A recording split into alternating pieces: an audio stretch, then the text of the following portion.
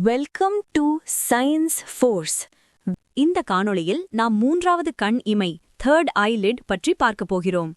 உங்கள் நாய் அல்லது பூனை தூங்கும்போது அதை உற்று கவனித்திருக்கிறீர்களா? அப்போது திடீரென்று அதன் கண்ணின் ஓரத்தில் ஒரு மெல்லிய வெள்ளை நிற படலம் தோன்றுவதை கவனித்திருக்கிறீர்களா? முதல் பார்வையில் இது விசித்திரமாக அல்லது சற்று கவலை அளிப்பதாக கூட தோன்றலாம். சிலர் இது கண் தொற்று அல்லது ஒரு சுகாதார பிரச்சனை என்று நினைக்கிறார்கள். ஆனால் உண்மையில் இது ஒரு கவர்ச்சிகரமான மற்றும் ஆச்சரியமான விஷயமாகும். நாய்கள் மற்றும் பூனைகளுக்கு உண்மையில் நிக்டிடேட்டிங் சவ்வு எனப்படும் கூடுதல் கண்ணிமை உள்ளது. இது பெரும்பாலும் மூன்றாவது கண்ணிமை என்று அழைக்கப்படுகிறது. மேல் மற்றும் கீழ் நோக்கி நகரும் மேல் மற்றும் கீழ் கண் இமைகளைப் போலல்லாமல் இந்த மூன்றாவது கண்ணிமை கண்ணின் உள் மூலையிலிருந்து பக்கவாட்டில் நகர்ந்து கண்ணை மூடுகிறது.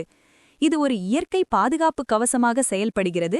கண்ணை சுத்தம் செய்து பாதுகாக்கும் அதே வேளையில் விலங்குகள் தொடர்ந்து பார்க்கவும் அனுமதிக்கிறது.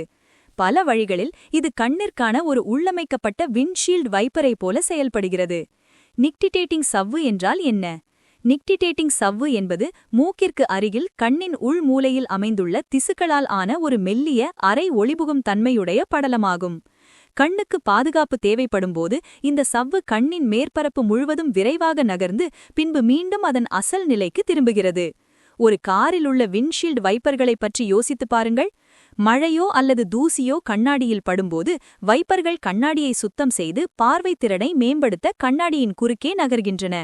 நிக்டிடேட்டிங் சவ்வு மிகவும் ஒத்த ஒரு செயல்பாட்டை செய்கிறது.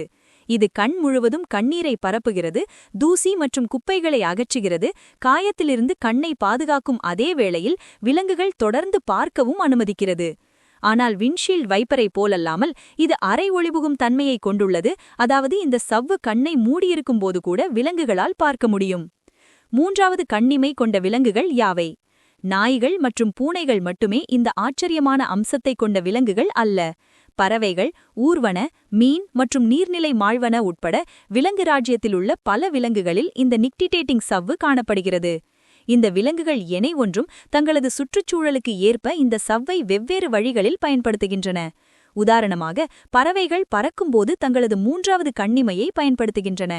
ஒரு பருந்து தனது இரையை நோக்கி மிக அதிக வேகத்தில் பாய்ந்து செல்வதை கற்பனை செய்து பாருங்கள். காற்றின் அழுத்தமும் தூசியும் கண்ணை எளிதில் சேதப்படுத்தலாம். எனவே பருந்து அதன் நிக்டிடேட்டிங் சவ்வை மூடுகிறது. இது பாதுகாப்பு கண்ணாடிகளைப் போல செயல்படுத்தி பறவை தனது இலக்கை தொடர்ந்து பார்க்க அனுமதிக்கும் அதே வேளையில் கண்ணை பாதுகாக்கிறது. ஊர்வன விலங்குகளும் இந்த சவ்வை நம்பியுள்ளன.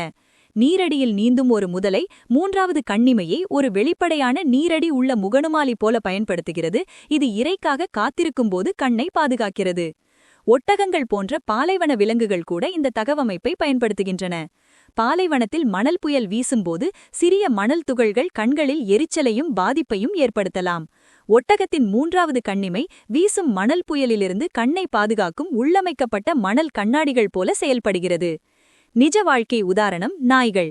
நீங்கள் ஒரு நாயை வளர்ப்பவராக இருந்தால் நீங்கள் ஏற்கனவே மூன்றாவது கண்ணிமையை உணராமலேயே பார்த்திருக்கலாம். உதாரணமாக, ஒரு நாய் ஆழ்ந்து தூங்கும்போது கண்ணை சுற்றியுள்ள தசைகள் தளர்கின்றன. அந்த நேரத்தில் இந்த மூன்றாவது கண்ணிமை கண்ணின் குறுக்கே ஓரளவு நகர்ந்து கண்ணின் ஓரத்தில் நீங்கள் பார்க்க முடியும் ஒரு வெளிரிய வெள்ளை படலத்தை உருவாக்குகிறது. நாய்கள் புதர்கள் அல்லது உயர்ந்த புற்கள் வழியாக ஓடும்போது மற்றொரு சூழ்நிலை ஏற்படுகிறது.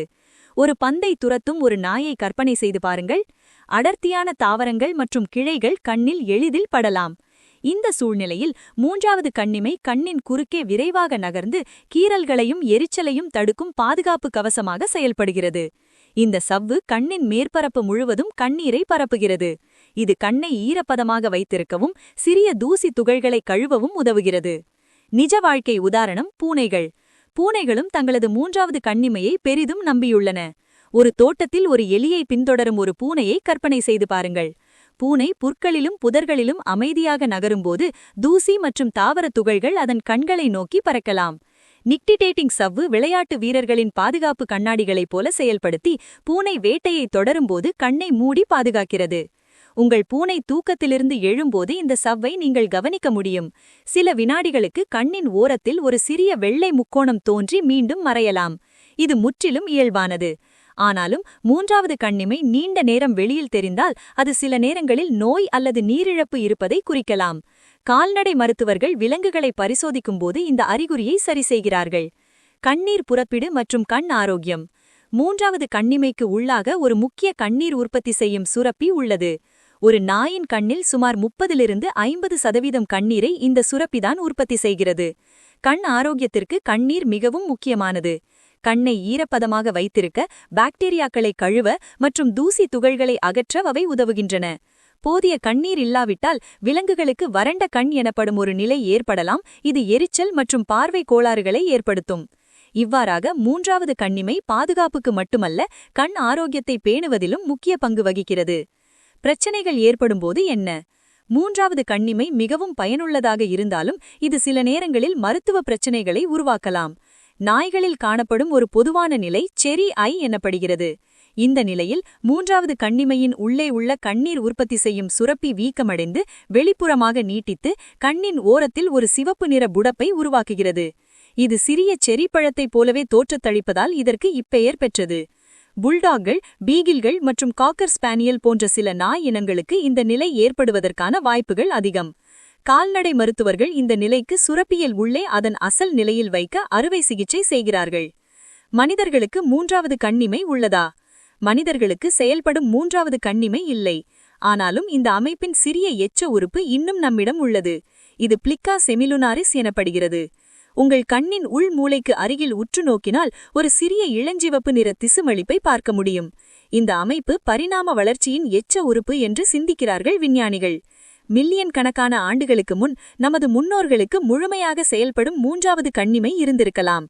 ஆனால் மனித பார்வையும் வாழ்க்கை முறையும் மாறியதால் இந்த அம்சம் படிப்படியாக தேவையில்லாமல் மறைந்துவிட்டது. முடிவுரையாக, நிக்டிடேட்டிங் சவ்வு என்பது இயற்கையின் மிகச்சிறந்த உயிரியல் வடிவமைப்புகளில் ஒன்றாகும்.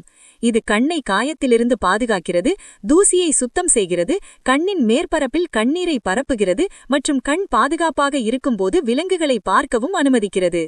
வானத்தில் பறக்கும் பறவைகள் முதல் தோட்டங்களில் வேட்டையாடும் பூனைகள் வரை, நீரடியில் நீந்தும் முதலைகள் வரை இந்த மறைந்திருந்த கண்ணிமை அவற்றின் சுழலில் தேவைப்படும் பங்கை வகிக்கிறது.